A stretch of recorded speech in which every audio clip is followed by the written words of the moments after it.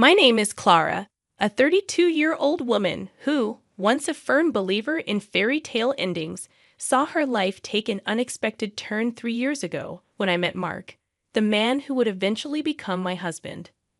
Our story unfolds as a journey of love, trust, and eventual betrayal against the backdrop of what seemed like a perfect marriage.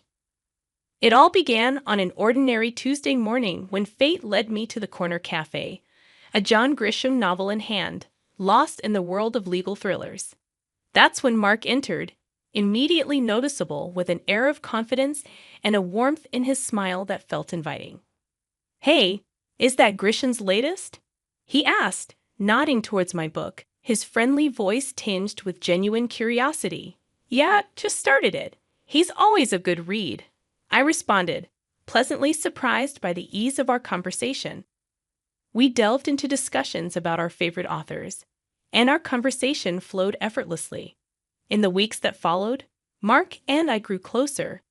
Our shared interests in music, particularly old jazz, and a mutual love for exploring hidden bookstores around the city cemented our bond. Mark was charming, respectful, and attentive, and each encounter felt like catching up with an old friend. One evening, as we walked along the river, Mark's tone turned serious. "Clara, I've never felt this way before. I think I'm falling for you," he confessed under the dim glow of the streetlights. His words sent a rush of warmth through me, and I admitted, "I feel the same, Mark. You're unlike anyone I've ever met." 6 months flew by, and our relationship only grew stronger. During a cozy dinner at my apartment, Mark proposed, and there was no hesitation in my yes. I loved him, and I believed in our future together.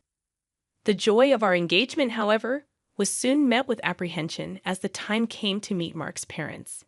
His mother, Linda, was a stern woman with piercing eyes that seemed to judge my every move, while his father was more amiable but carried an undeniable seriousness, especially regarding the institution of marriage. During a formal dinner at their house, Mark's father brought up the subject of a prenuptial agreement. "It's just practical," he stated matter-of-factly. The request caught me off guard, but given my past experience with a cheating ex-boyfriend, I understood the necessity. "I agree, but I have a condition," I said, steadying my voice. "If either of us cheats, the cheater owes the other $100,000. Mark's expression was a mix of surprise and respect. "I promise, Clara, I'd never cheat on you," he said earnestly. Our wedding was a beautiful affair, filled with laughter, dancing, and promises of forever. The first year of our marriage felt like living in a dream. We traveled to romantic destinations, enjoyed quiet evenings at home, and supported each other's ambitions. Mark was not just my husband. He was my best friend and confidant. After the whirlwind of our wedding, Mark and I settled into married life with an ease that surprised even me. Our first year was like living in a bubble of happiness, untouched by the outside world. Our honeymoon in Paris was a dream, strolling along the Seine as two lovebirds lost in a city of love. "Can you believe we're here?" I inquired of Mark one evening as we observed the Eiffel Tower lighting up. He drew me close and responded, "With you, I can believe anything. This is just the start for us, Clara." Those days were filled with laughter, romantic dinners, and promises of a shared future. Returning home with a suitcase full of memories, our bond felt unbreakable. In our daily routine, Mark would bid me farewell each morning before work, and I'd have dinner waiting for him upon his return. Our conversations stretched late into the night, discussing everything and nothing. One night, while cleaning up after dinner, Mark remarked, "You know, I never thought I'd be this happy doing mundane stuff like washing dishes." I playfully splashed water at him, and he laughed, catching it in his hands. "That's because you've got an amazing wife. It's all about good company," he said. "Absolutely the best decision of my life marrying you." Despite the growing pressure from external expectations, particularly the anticipation of starting a family, our happiness persisted. Linda, Mark's mother, would drop not-so-subtle hints at family gatherings, asking, "So when are we going to hear some good news?" I brushed it off with a joke, but her persistence strained me over time. Mark reassured me, saying, "Don't let my mom get to you. We'll start a family when we're ready, not minutes sooner." Our first year of marriage was magical, celebrated with a quiet dinner at home. Mark surprised me with a necklace I had admired months ago. "Happy anniversary, Clara. Here's to many more years of happiness," he said, his eyes shining with love. As we cuddled on the couch that night, I felt incredibly fortunate. However, as our second year of marriage began, the pressure from Mark's family, particularly Linda, took a toll. It wasn't just about starting a family. Her criticisms infiltrated every aspect of our lives. Linda's disapproval, often hidden in seemingly helpful comments, turned every visit into a nightmare. One afternoon, as I set the table for lunch, Linda walked into the kitchen, eyeing the spread with a disapproving frown. "Is this what you're serving? A bit simple, don't you think?" she remarked, her tone dripping with disdain. Clenching my jaw, I tried to maintain composure. Her critiques extended beyond my cooking, finding fault in everything from house decorations to how I spent my free time. One evening, relaxing in the living room, Linda gave her unsolicited opinion, stating, "You know, Clara, if Mark gave me the money he spends on you." I contemplated hiring a proper cleaner and cook. Mark appeared uncomfortable, but he remained silent. His quiet response felt like a betrayal, and though seething with frustration, I managed to say, "Well, Linda, I'm doing my best here." The hurt intensified as Mark's attitude began to mirror his mother's criticisms, albeit in a more subtle manner. Following one of Linda's visits, Mark casually suggested, "Mom might have a point about the house. Maybe we should consider getting some help." A pang of hurt and frustration hit me, and I questioned, "So you think I can't handle it either?" He backpedaled, saying, "No, that's not what I meant." But the damage was done. Constant criticisms and Mark's growing detachment strained our marriage, leading to arguments over trivial matters and transforming our once easy conversations into tense exchanges. After a particularly heated argument, I found myself wondering aloud, "What happened to us, Mark? We used to be on the same team." He ran a hand through his hair, looking frustrated, and replied, "I don't know, Clara. Everything feels so complicated now." That night, I went to bed feeling lonely and misunderstood. Linda's insidious comments had invaded not only our home, but also our marriage, making me question whether the love Mark and I shared could withstand this constant barrage of negativity. As the third year of our marriage unfolded, a sense of unease settled in my heart. The once bright flame of our love seemed to flicker under the shadow of doubt and distrust. It all started with repeated phone calls from a name that kept popping up on Mark's phone, Jake. Mark's demeanor changed whenever that name flashed on the screen. One evening, as we watched TV, his phone rang again, and I couldn't help but notice the nervous glance he threw my way. "Who's Jake?" I asked, trying to sound casual, but my heart pounded.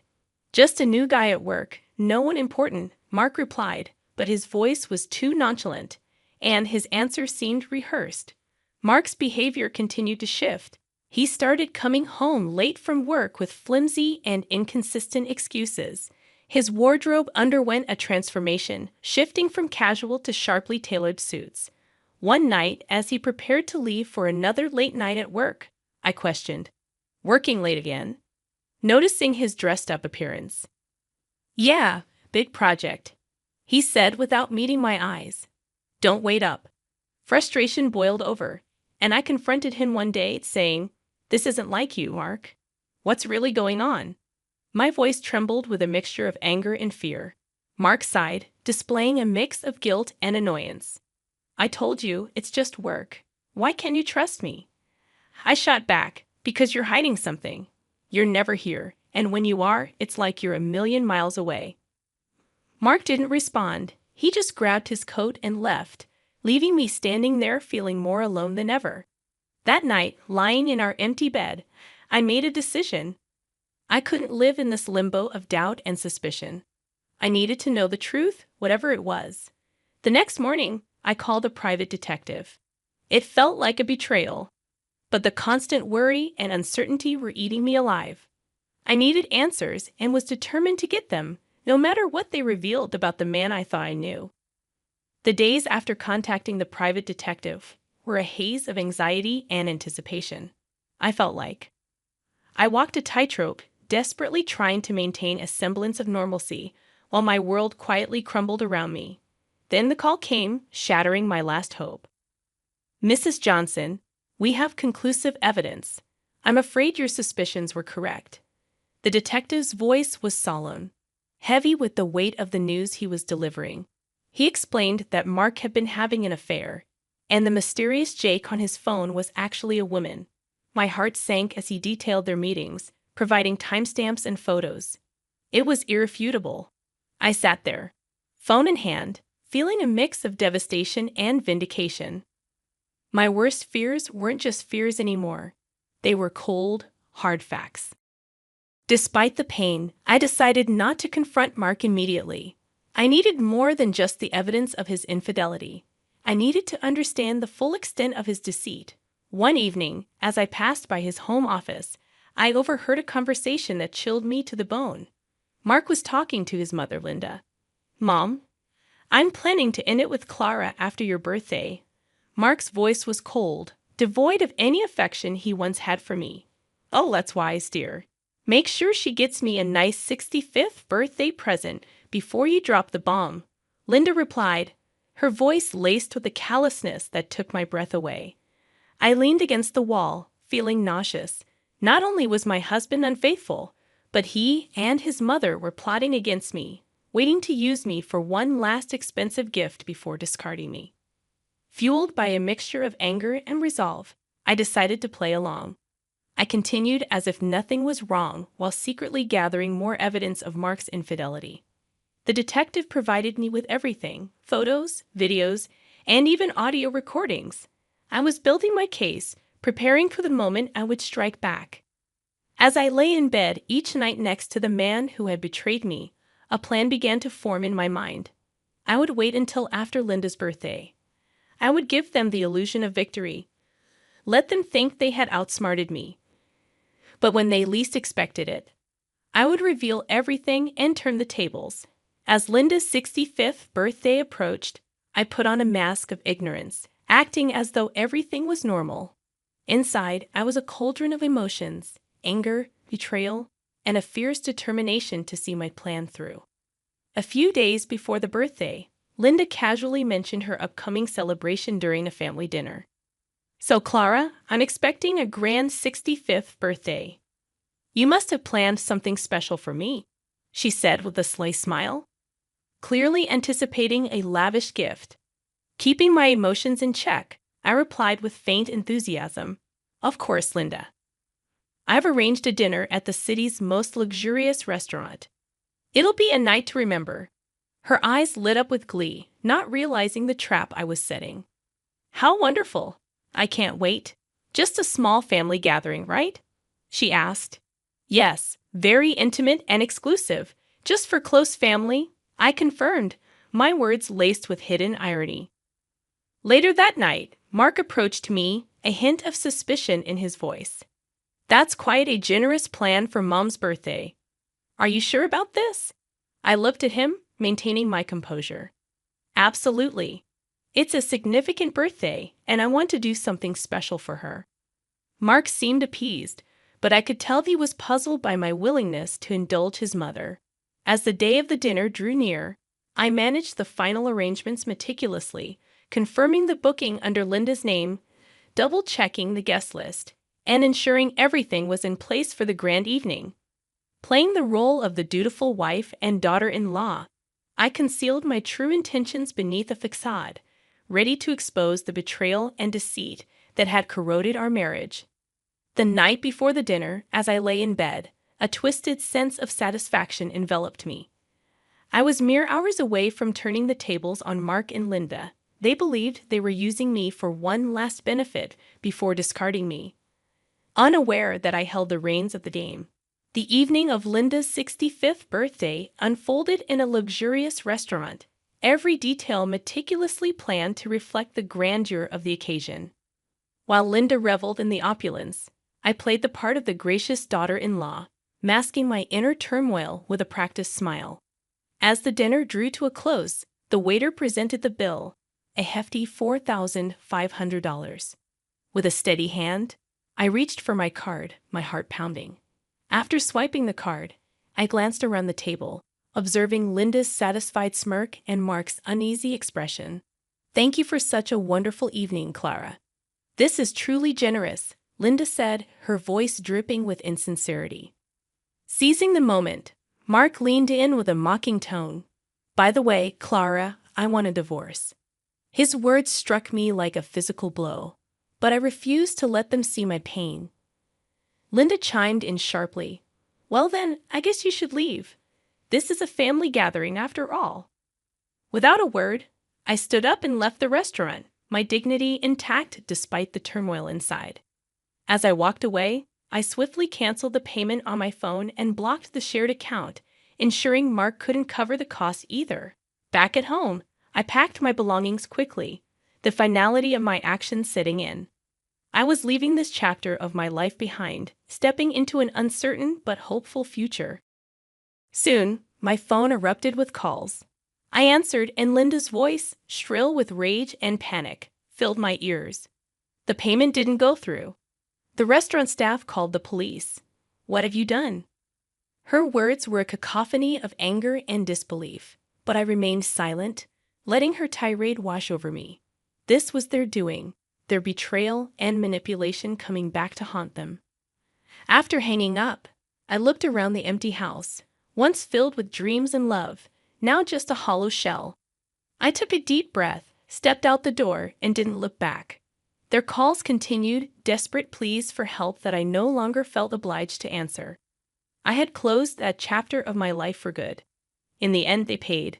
Mark had to borrow from his parents, but I didn't care where the money came from.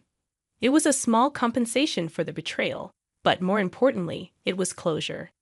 Sitting in the lawyer's office, signing the last of the papers, I felt a sense of peace.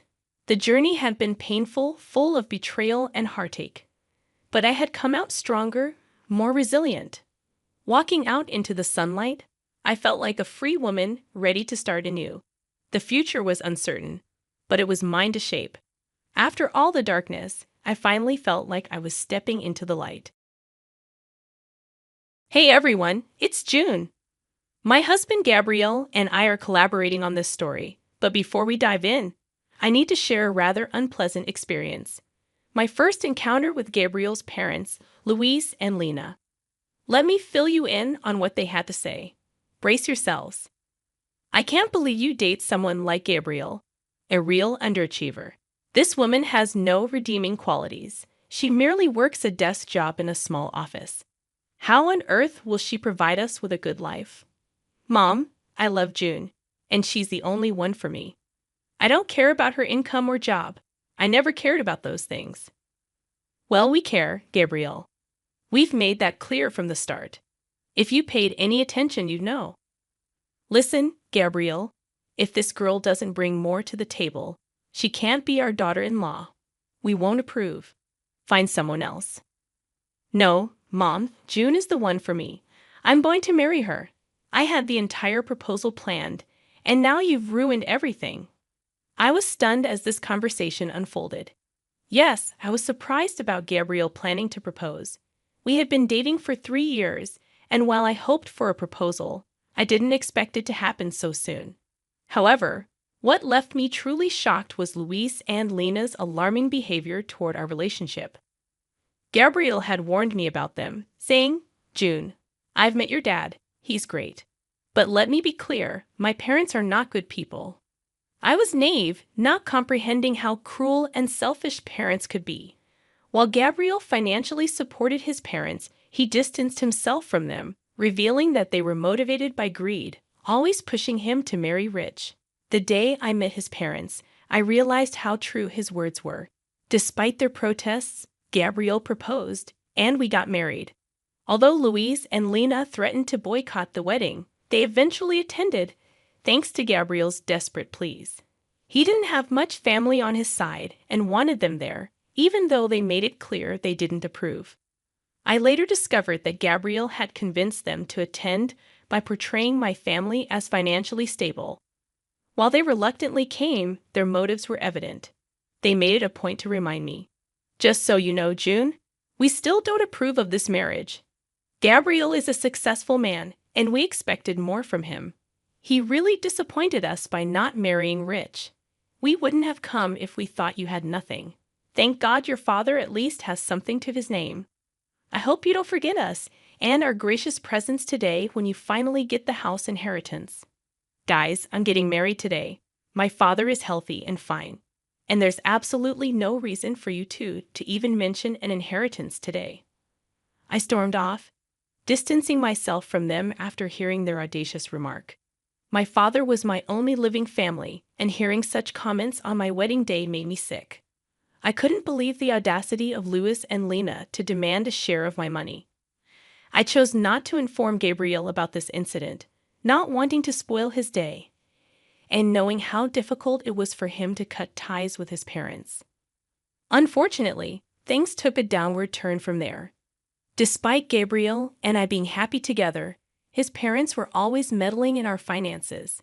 Louis and Lena persistently pestered us about the exact worth of my father's assets.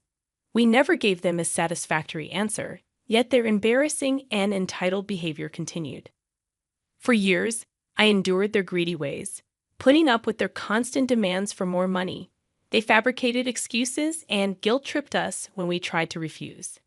Their comments about my inheritance never ceased, but I chose to ignore them. The situation hit rock bottom when my father was diagnosed with aggressive cancer, and his time was limited. Living far away, we flew to visit him a couple of times.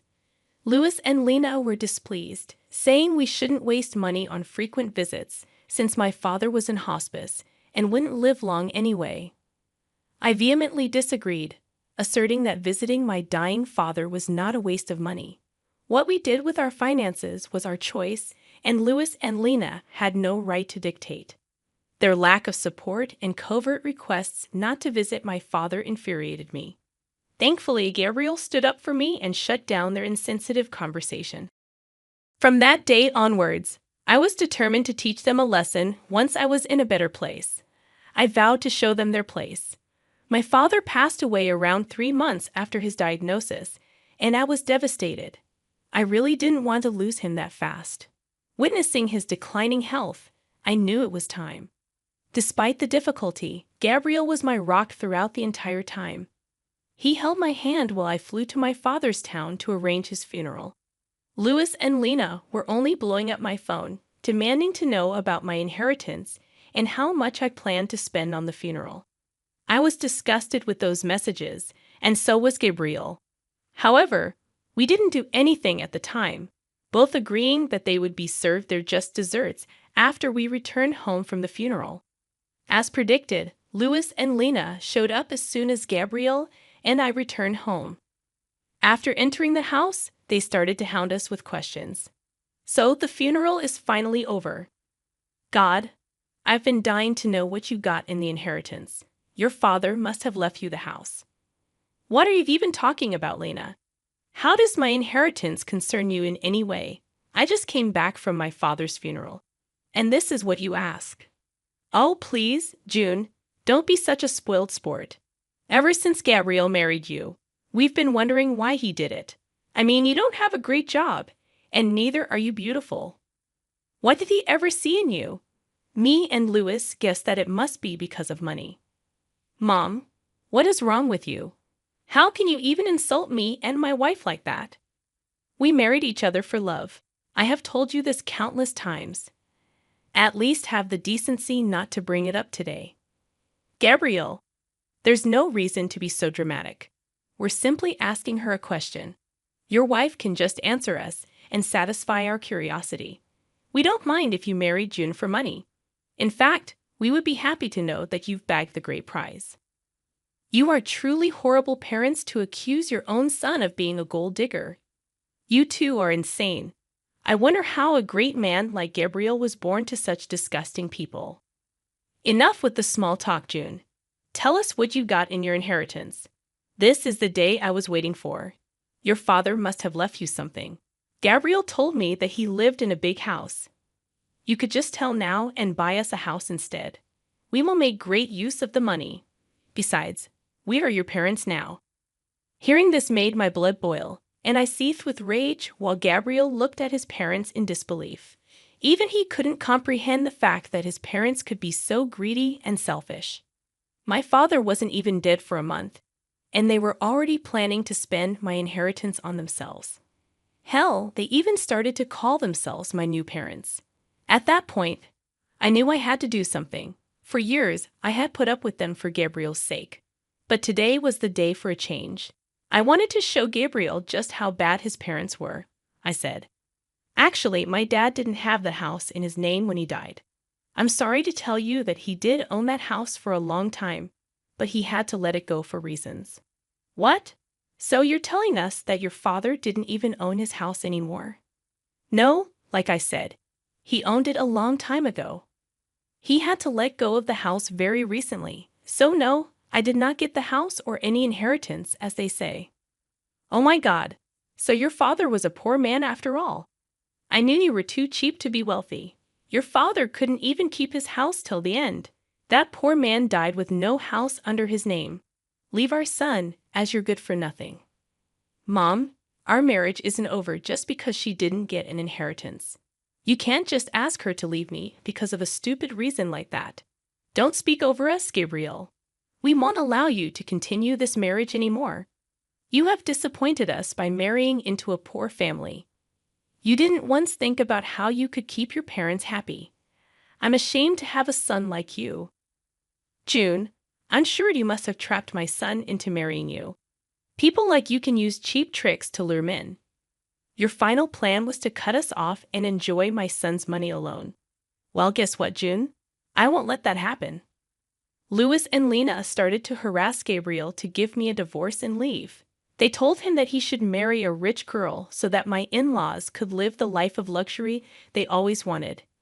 Gabriel was getting upset and started to break down. I knew that I had to take the opportunity to help him make a decision. "Gabriel, are you going to let your parents do this to us? I have put up with their gold-digging ways for a long time now. I didn't open my mouth because you felt guilty cutting them off. Are you still going to continue to keep them in our life? I don't think we can come back from this." "June, I've had enough as well. Mom, Dad, today you have shown me just how bad you are. For years, you have used me to fulfill your dreams. I won't tolerate this anymore. Don't be stupid, Gabriel. This girl would influence you and take you away from your family. We are doing this for your own good as well. We didn't spend money on you so that you can go do charity for someone else. You need to divorce your wife and start afresh. There is still time for you to get a rich wife. We will help you. This time you have made too many mistakes on your own." "No, I won't leave my wife because she didn't get an inheritance. I'm done being a puppet in your hands. I will stay with June. You two won't be allowed in my life anymore." "What will you do by keeping June in your life? This is not what we ever wanted. She's totally unworthy of you. If you stay in this marriage, we don't want anything to do with you anymore. We won't help you when she robs you and leaves you destitute." Seeing Lena and Louis's horrible behavior, I finally decided to reveal the truth to them. I knew that telling them about my true net worth would make them beg and plead at my feet. I wanted to go all out on them. I wanted Gabriel not to regret his decision in any way, so I said, "There will be no need for that, guys. I don't need to rob Gabriel and take his money. I have plenty of money on my own, and I will take care of Gabriel just fine without your help. Look who's talking. You don't have to lie to us to make yourself look better, June. We know the truth. Yes, the truth is that you are the daughter of a poor man, and you don't work a good enough job to make lots of money. In a few months, you will go after Gabriel's money once you are destitute." "Well, actually, I am not a poor man's daughter. I have 50 million in my bank account. No, I didn't earn it from my job. Rather, I got it from my father." "That is impossible. Your father didn't have anything in his name. You said that yourself. Don't try to fool us, June. We can see through your lies. It won't work for us. We will make sure you divorce our son and leave him to us." I smiled at them and then looked at Gabriel. He was still looking very upset, but gave me the signal to go ahead. He knew me inside out, and so he knew what was coming. I opened my bank account and showed them my bank balance. Louis and Lena took one look at it, and their eyebrows shot up to the sky. They looked at each other and said, "No, no, no, this is impossible. You must have fabricated these bank statements. You said you didn't get an inheritance. How? You even said that your father didn't own his house till the end. Where did this money come from?" What I didn't tell you was the fact that my father owned a big ranch where he lived. He sold the ranch and the house before he died. He gave me an early inheritance before signing himself into hospice. He didn't want me to use my own money for his care. He wasn't like you too. Louis and Lena couldn't believe what they saw. Even my words didn't sound true to them. So they asked Gabriel for the truth. When he confirmed what they saw, they went quiet for a minute and looked at each other again. Then suddenly, they changed their tune completely and said, "Oh, this is such great news. Here I was thinking that my son made a huge mistake. You should have told us sooner about your money." "Yeah, we got riled up for nothing. Your father did well for yourself, June. I'm sure you'll make good use of that money. Now, like I said, we're like your own parents. Since this issue has been solved, there's no need for you to leave, Gabriel. You should have said something to us. We doubted your capabilities for nothing. You did marry well, son. I'm so happy today." With the expression Gabriel was making, I knew that my work was done. He would take care of the rest, so I held back my cuss words and let him do the talking. I trusted my husband to make the right choices, and he didn't disappoint me. Gabriel was fuming and started to scream at his parents. He said, "You still have the audacity to stand here and keep talking to us. Hell, how do you still expect June to pay for your comfort? You were hounding us to get divorced. And now you suddenly claim that she's family. How could you do this? We didn't know her net worth back then, Gabriel. She hid the truth from us. How are we supposed to know that she's actually rich? Yeah, June, we'd apologize for assuming the worst. You did surprise us. Anyway, now that you have an apology, can we move past this already?" "No, absolutely not. There is no way I'm forgiving you two for what you did today. I just got back from burying my father, and you two didn't even let me grieve in peace. I will never forget or forgive this. I think it has been enough already. Since you two think so lowly of me, there is no reason for me to keep you in my life. Today, I will protect myself and my wife from your toxic selves. Get out of my house and don't even think about coming back. From next month onwards, you are on your own. I won't be helping you out financially anymore. You don't deserve any kind of help after today." After Gabriel said that, Louise and Lena went absolutely ballistic on us. They also kept begging us and pleading with us not to cut them off. Neither Gabriel nor I paid any attention to their requests. In fact, Gabriel was so mad that he threatened to call the police if they did not leave our house. Soon after they heard the threats, both Louis and Lena left our property but continued to blow up our phones with calls and texts. We blocked their number before reminding them that we will press charges if they don't stop harassing us. For the next few days, Gabriel completely dealt with his family while I grieved my father properly. I was finally in a peaceful setting where I could reflect on my childhood memories and try to remember my father for the good times. He truly was an amazing man. As soon as he understood that I didn't want to move back south, he sold his property so that I didn't have to worry about it. He didn't even want me to spend money on his medical bills, so he used some of the sale money to pay for hospice. He was truly a great parent, and I still miss him a lot. On the other hand, Gabriel was also grieving the loss of his family, but for other reasons. Yes, he was finally free from his toxic family, but some people were guilting him about abandoning them. Those people did stop hounding him when Gabriel told them the full story. Now, everyone who knows Louis and Lehman is disgusted with them. The duo still tried to contact us even after we blocked their numbers and changed our locks. We are contemplating taking out restraining orders if they don't stop soon. Meanwhile, I have recently found out that I am pregnant. I'm sad that my father couldn't be a part of my child's life, But me and Gabriel are really enjoying this surprise and preparing ourselves to have a little bundle of joy in our arms soon.